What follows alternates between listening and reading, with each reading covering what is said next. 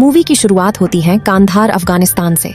हम कुछ military vehicle देखते जो वहां से गुजर रहे होते हैं। उसी दौरान रेडियो से सूचना मिलती है कि तुम खतरनाक इलाके में जा रहे हो और वहां पर कोई सिग्नल नहीं मिलेगा। आगे हम जानते हैं कि वहां पर उनके कुछ साथी फंस चुके हैं, उन्हीं को बचाने के लिए वो लोग जा रहे हैं। तभी गाड़ी में से एक आर्मी ऑफिसर उतरता है और जोर से बोलता है, किस निकम्मे की वजह से मुझे यहाँ आना पड़ा। तभी सामने से जवाब आता है कि किस गधे ने मुझे निकम्मा कहा, और वो दोनों लड़ने लगते हैं। फिर हंसकर एक दूसरे को गले लगाते हैं। हम देखते हैं कि उन दोनों के हाथ पर सेम टैटू बना हुआ था। तब हमें पता चलता है कि वो दोनों भाई हैं। बड़ा भाई गाड़ी को ठीक कर रहा था, तभी उसका छोटा भाई कहता है, हमें रेंजर असेसमेंट सिलेक्शन प्रोग्राम में जाना चाहिए। पर बड़ा भाई साफ साफ मना कर देता है और कहता है, टॉमी को ले जा। छोटा भाई कहता है, हमने वादा किया था एक साथ जाने का, जब हम 18 साल के थे। तभी बड़ा भाई मान जाता है और हंसकर कहता, मैं पछता रहा हूँ हाँ बोलकर। तभी हम सुनते हैं कि हमला हुआ है और एक गाड़ी में ब्लास्ट होता है। चारों तरफ तबाही मच जाती है। उसी हादसे में उसका छोटा भाई मारा जाता है। सीन शिफ्ट होता एक बस में।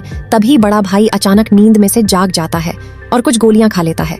फिर हम देखते हैं रेंजर असेसमेंट सिलेक्शन प्रोग्राम का ट्रेनिंग बेस, जहां दोनों भाई ने जाने का वादा किया था। वह पर और भी सोल्जर थे। सबको अलग अलग नंबर दिए जा रहे थे और कुछ को टीम लीडर भी बनाया जाता है। उसे वक्त हमें पता चलता है कि बड़ा भाई इसी में 4 बार फेल हो चुका है मेडिकल प्रॉब्लम की वजह से, पर फिर भी उसे टीम लीडर बनने को कहा जाता है। पर वो साफ साफ मना कर देता है और उसे नंबर 81 दिया जाता है। वहां पर आए हुए सारे सोल्जर इकट्ठा होते हैं और उन्हें बताया जाता है कि यहाँ पर होने वाली ट्रेनिंग 8 हफ्तों तक चलेगी और जो आखिर तक पहुंचेगा उसे 24 घंटे की कड़ी परीक्षा पास करनी होगी, जिसे कहा जाता है मिशन डेथ मार्च।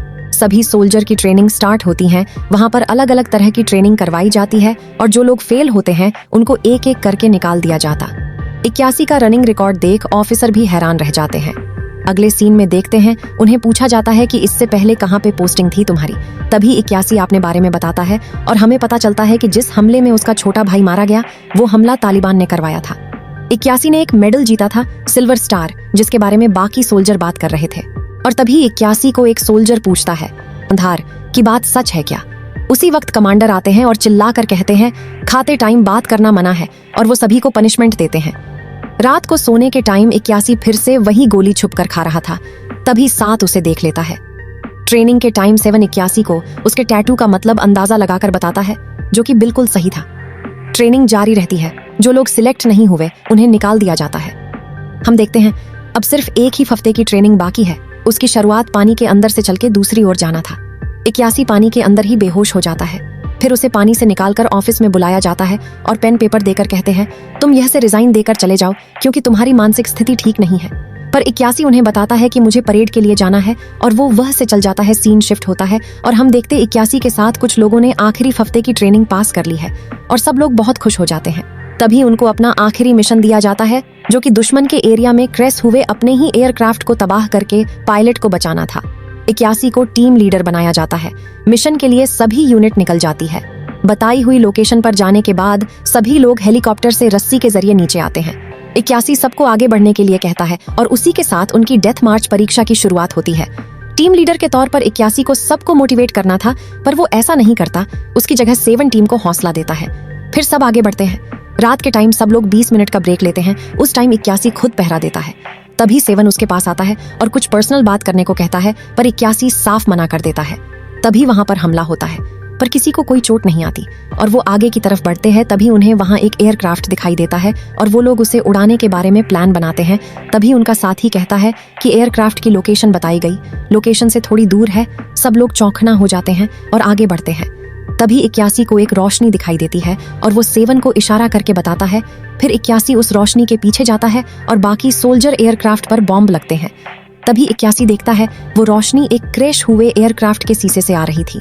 जिस एयरक्राफ्ट पर बॉम्ब लगाया था उसे सोल्जर ब्लास्ट करते हैं, पर उस एयरक्राफ्ट को कुछ नहीं होता है। ब्लास्ट के तुरंत बाद अंदर से धुआं निकलने लगता है। एयरक्राफ्ट उड़ने लगता है। उसके अंदर से एक लेजर लाइट निकलती है जिससे वह सभी लोगों को स्कैन कर लेता है। सब लोग चौंक जाते हैं। किसी को कुछ पता नहीं था क्या हो रहा है और क्या होने वाला है। तभी एयरक्राफ्ट अचानक से हमला करना शुरू कर देता है। बहुत लोग वहीं पर मारे जाते हैं। कई लोग पानी में कूद जाते हैं और बचे हुए लोग पीछे की तरफ भागकर पहाड़ी के किनारे पर पहुंच जाते हैं। तभी एयरक्राफ्ट में से एक छोटा बॉम्ब उड़कर आता है और ठीक उनके आगे फटता है। सभी लोग पहाड़ी से नीचे गिर जाते हैं। सभी लोग बहुत घायल थे। 81 अपने आप को और घायल लोगों को जैसे तैसे करके संभालता है। किसी को नहीं पता है कि वो चीज है क्या। फिर सेवन बताता है हमें रिपोर्ट करनी होगी, पर जिसके पास रेडियो था वो वहीं पर मारा गया। तभी 81 कहता है मैं खुद जाकर रेडियो को लेकर रिपोर्ट करूंगा। अगर वीडियो पसंद आए तो लाइक जरूर करें। पार्ट 2 देखने के लिए चैनल को सब्सक्राइब करें।